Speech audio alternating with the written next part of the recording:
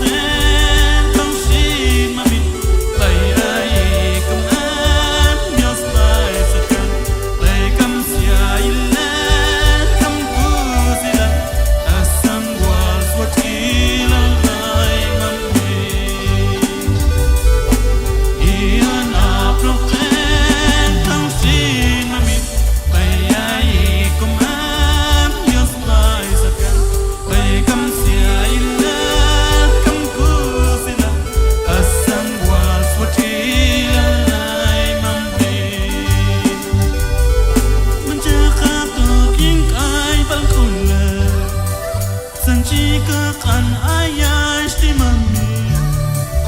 mencakap jatuhkan yang